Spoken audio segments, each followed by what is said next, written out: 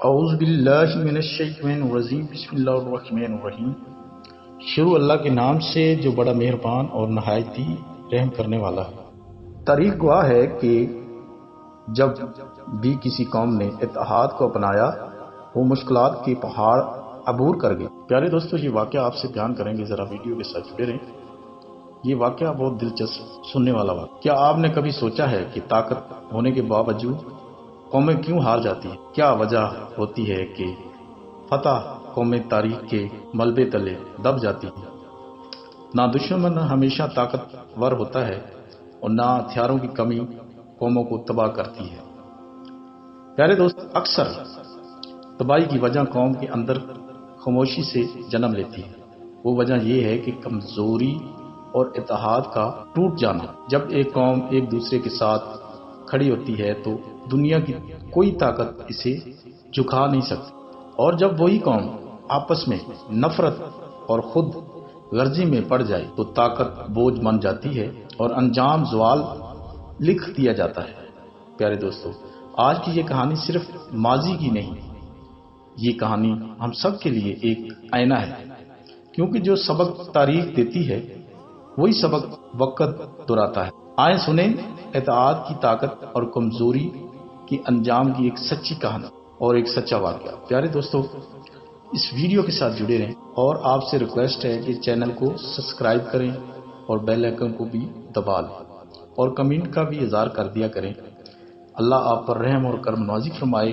تاریخ گواہ ہے کہ جب بھی کسی قوم نے اتحاد کو اپنایا وہ مشکلات کے پہاڑ عبور کر گئی، اور جب کسی قوم میں تاریخہ، حسد اور خود غرضی آ گئی تو طاقت ہو کر بھی وہ ذلت کا شکار ہوگی۔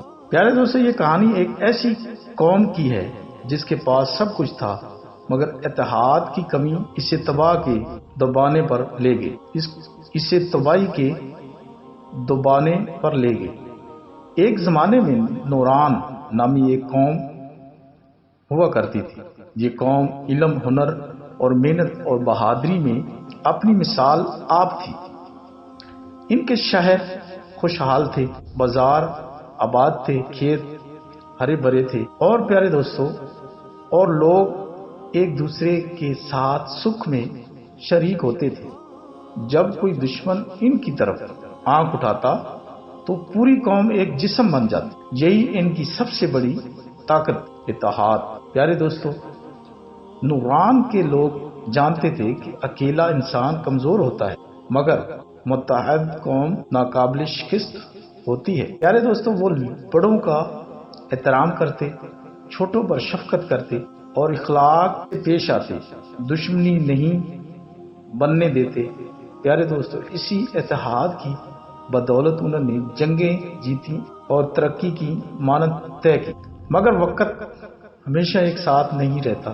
پیارے دوستو، آئیں ان کا وہ واقعہ سنتے ہیں جب ان کا آپس میں ایک دوسرے کے ساتھ جھگڑا ہونے پر شروع ہوا تو سب برباد ہو گئے۔ میں، میرا اور مجھے جیسے الفاظ عام ہونے لگے۔ کچھ لوگ خود کو دوسروں سے بہتر سمجھنے لگے۔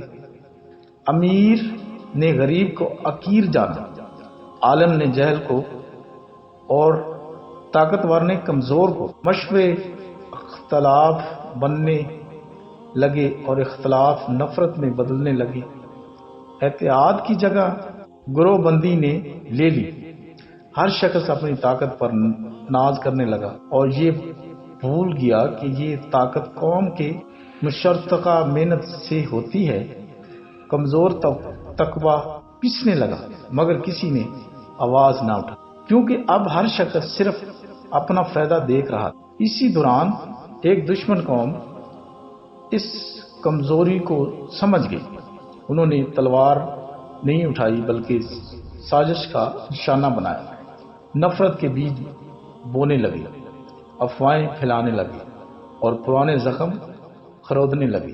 نتیجہ یہ ہوا کہ نوران کے لوگ آپس میں ہی الجھ گئے۔ جب دشمن نے حملہ کیا تو نہ تو کوئی متحد صف تھی، نہ کوئی ایک آواز۔ ہر گروہ دوسرے کو قصوروار ٹھہراتا رہا۔ جو قوم اتحاد کی مثال تھی وہ اب انتشار کا نمونہ بن چکی تھی۔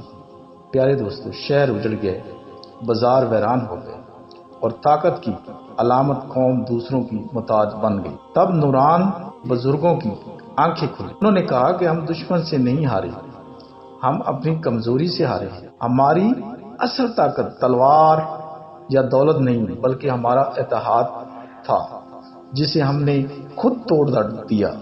یہ الفاظ دلوں میں اتر گئے، مگر اب بہت دیر ہو چکی، نقصان ہو چکا تھا مگر سبق باقی تھا۔ کچھ لوگ سنبھالے، ایک دوسرے کا ہاتھ تھاما اور نفرت چھوڑ دی۔ گرچہ پرانی شان واپس نہ آ سکی مگر نئی سوچ ضرور جنم لے چکی۔